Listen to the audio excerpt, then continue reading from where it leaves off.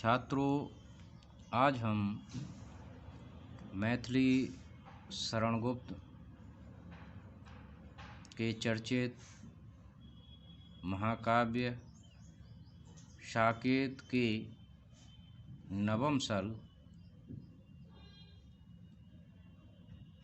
के प्रस्तुत पद की व्याख्या करेंगे। यह अत्यंत महत्वपूर्ण पद है और अक्सर परीक्षाओं में यह पूछा जाता रहा है।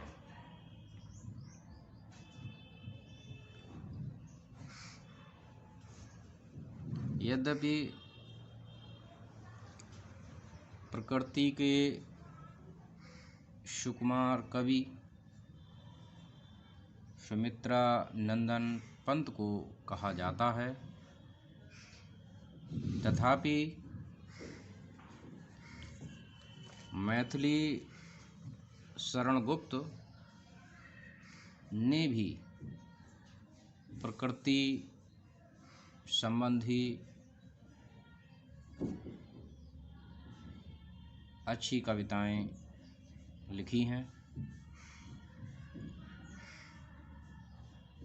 साकेत के नवम सर्ग में प्रस्तुत यह कविता प्रकृति की मनोरम और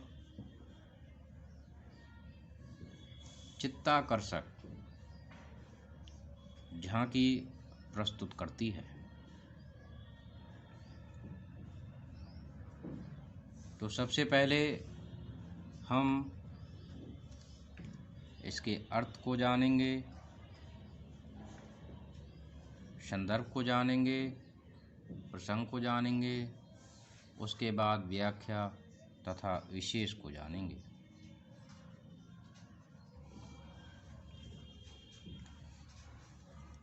सखी नील नभ सरु में उतरा, यह हंस यहाँ तरता तरता।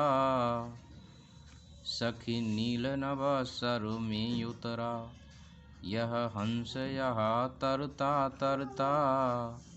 अब तारक मौक्तिक शेष नहीं, निकला जिनको चरता चरता। अपने हिम बिंदु बचे तब भी, चलता उनको धरता धरता। गड़ जाए न कंटक भूतल के, कर डार रहा डरता डरता। तो छात्रों, पहले इसके कठिन शब्दों को जानेंगे। नील नभस्सर, इसमें 3 शब्द जुड़े हुए हैं। नील का मतलब है नीला, नभ का मतलब है आकाश और सर का मतलब होता है सरोवर या तालाब। हंस एक पक्षी होता है जो अक्सर तालाब में या पानी में क्रीड़ाएं करता है, लेकिन यहाँ हंस का अर्थ सूर्य से लगाया गया है, क्योंकि हंस शब्द एक पक्षी के लिए भी आता है और सूर्य के लिए भी, लेकिन यहाँ पर हंस का अर्थ सूर्य से लगाया जाएगा। तरता तरता का आशय तैरने से है। अब तारक मौक्तिक, तारक का अर्थ यहाँ पर तारे हैं, जो आसमान में आकाश में जो तारे दिखाई देते हैं उनसे आशय है। मौक्तिक का अर्थ यहाँ मोतियों से है। चरता चरता, चरता चरता का आशय यहाँ जैसे पशु चारा चरता है, अर्थात यहाँ खाने से आशय है, ग्रहण करने से आशय है। चरता चरता। अपने हिम बिंदु, हिम कहते हैं बर्फ के लिए, बिंदु कहते हैं बूंदों के लिए। धरता धरता, धरता धरता का मतलब है उनको समेटना। गड़ जाए न कंटक, कंटक कहते हैं कांटों के लिए। और भूतल, भूतल कहते हैं पृथ्वी के लिए। कर, कर के भी कई अर्थ होते हैं। कर माने काम को करना, कर माने हाथ, और कर माने किरण। कर डाल रहा डरता डरता अर्थात भयभीत होते हुए, मतलब यहाँ पर भयभीत का अर्थ ना लगकर संकोच का अर्थ लगेगा, धीरे धीरे धीरे धीरे। तो सबसे पहले हम इसके संदर्भ को जान लें, प्रसंग को, फिर हम इसकी व्याख्या करते हैं।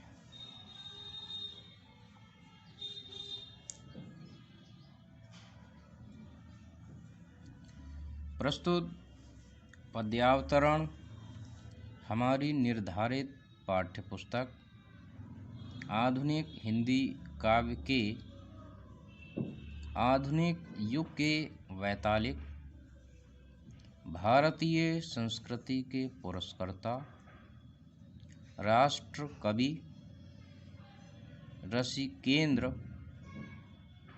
मैथिली शरण गुप्त कृत साकेत महाकाव्य के नवम सर्ग से अवतरित है।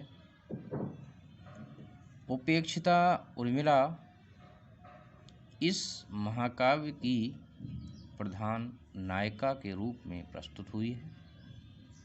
अब हम इसके प्रसंग को जानेंगे। प्रस्तुत पद्य में प्रातःकालीन सूर्योदय से उत्पन्न अद्भुत प्राकृतिक दृश्य को चित्रित किया गया है। इसकी व्याख्या देखेंगे। अब उर्मिला अपनी सखी से कहती है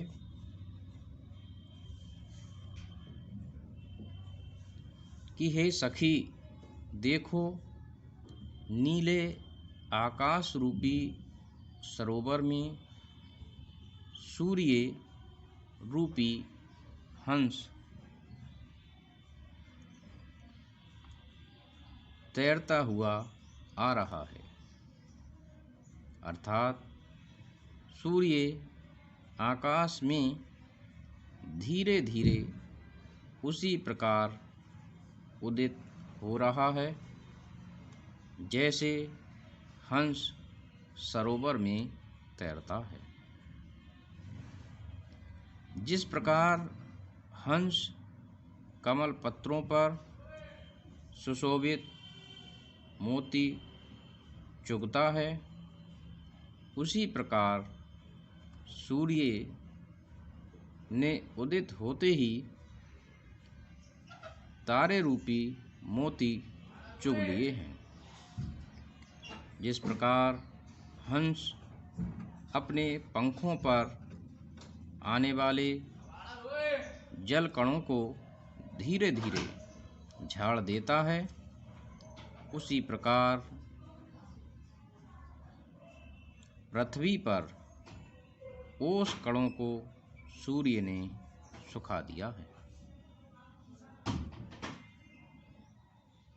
आकाश से उतरती हुई सूर्य की कांपती हुई किरणें ऐसी प्रतीत होती हैं जैसे हंस अपने पंजे इसलिए डरते डरते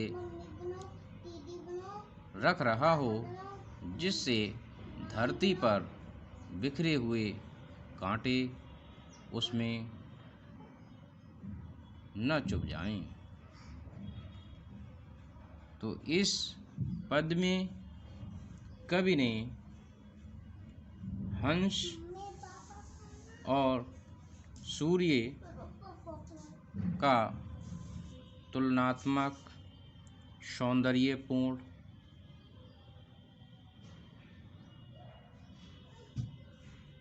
स्वरूप प्रस्तुत किया है।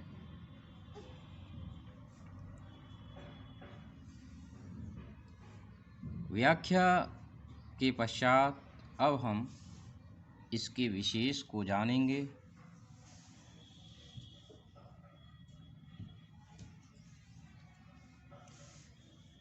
कवि ने प्रातःकालीन सूर्योदय की अनुपम झांकी प्रस्तुत की है। नंबर 2, प्रकृति का मनोरम एवं आलंकारिक चित्रण हुआ है। नंबर 3, प्रकृति का सुंदर मानवीकरण किया गया है। नंबर 4, भाषा खड़ी बोली हिंदी है। नंबर 5, शैली प्रभावपूर्ण है।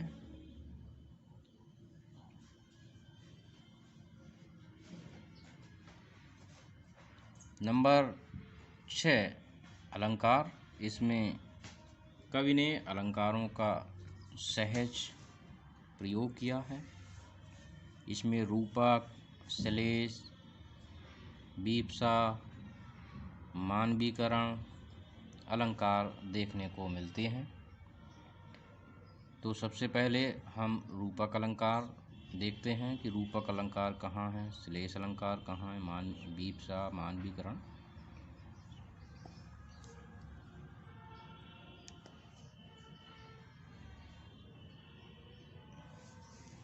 रूपक अलंकार काव्य में वहाँ पाया जाता है जहाँ उपमेय को उपमान का रूप दिया जाता है। जैसे यहाँ पर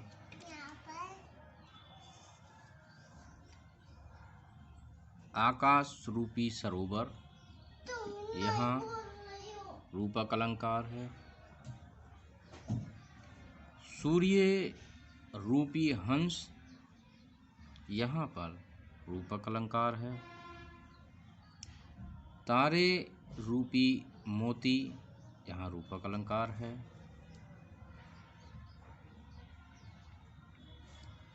इसके बाद श्लेष की अगर हम बात करें, श्लेष अलंकार जहाँ अनेकार्थी शब्द होते हैं उन्हें वहाँ श्लेष अलंकार होता है। जैसे हंस का अर्थ पक्षी भी होता है, हंस का अर्थ सूर्य भी होता है, तो यहाँ श्लेष अलंकार है। इसी प्रकार से कर का मतलब कार्य को करना, कर का मतलब हाथ, कर का मतलब किरण, इसलिए यहाँ पर श्लेष अलंकार है। वीप्सा अलंकार जहाँ हर्ष, शोक आदि भाव को व्यक्त करने के लिए शब्दों की आवृत्ति होती है, वहाँ वीप्सा अलंकार होता है। जैसे तरता तरता, चरता चरता, धरता धरता, डरता डरता। इसी प्रकार से मानवीकरण अलंकार इस पंक्ति में देखने को मिलता है। कर डार रहा डरता डरता, अर्थात वह अपने हाथों के लिए संकोच पूर्वक आगे बढ़ा रहा है, तो यहाँ पर मानवीकरण अलंकार है। तो छात्रों, मैं समझता हूँ कि आज आप ये व्याख्या भली भांति समझ चुके होंगे। धन्यवाद।